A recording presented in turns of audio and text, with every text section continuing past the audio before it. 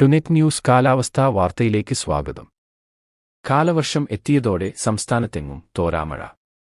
വിവിധയിടങ്ങളിൽ അതിതീവ്ര മഴയാണ് ലഭിക്കുന്നത്. പലയിടത്തും ശക്തമായ കാറ്റുമുണ്ട്. കഴിഞ്ഞ ദിവസം അറബിക്കടലിൽ രൂപപ്പെട്ട് നിലവിൽ മഹാരാഷ്ട്രയ്ക്ക് മുകളിൽ എത്തിനിൽക്കുന്ന സിസ്റ്റത്തിന്റെ സ്വാധീനവും ശക്തമായ കാലവർഷക്കാറ്റുമാണ് സംസ്ഥാനത്തെ കനത്ത മഴയ്ക്ക് കാരണം. സിസ്റ്റം അല്പം ശക്തി കുറഞ്ഞിട്ടുണ്ടെങ്കിലും ഇതിന്റെ ശക്തമായ സ്വാധീനം നിലവിലുണ്ട്.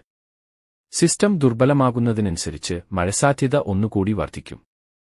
അതേസമയം ബംഗാൾ ഉൾക്കടലിൽ മറ്റന്നാളോടെ പുതിയൊരു ന്യൂനമർദ്ദം രൂപപ്പെടാൻ സാധ്യതയുണ്ടെന്ന് കേന്ദ്ര കാലാവസ്ഥാ നിരീക്ഷണ വിഭാഗം അറിയിച്ചു.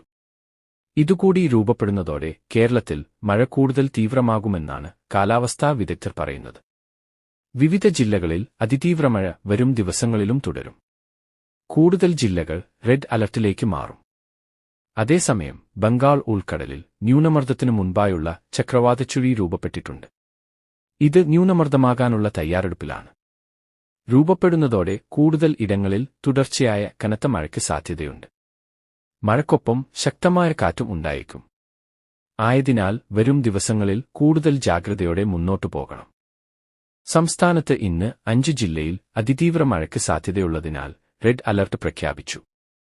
മലപ്പുറം മുതൽ കാസർകോട് വരെയാണ് അലർട്ട്. ബാക്കി എല്ലാ ജില്ലയിലും അതിശക്തമായ മഴയ്ക്ക് സാധ്യതയുള്ളതിനാൽ ഓറഞ്ച് അലർട്ടുണ്ട്.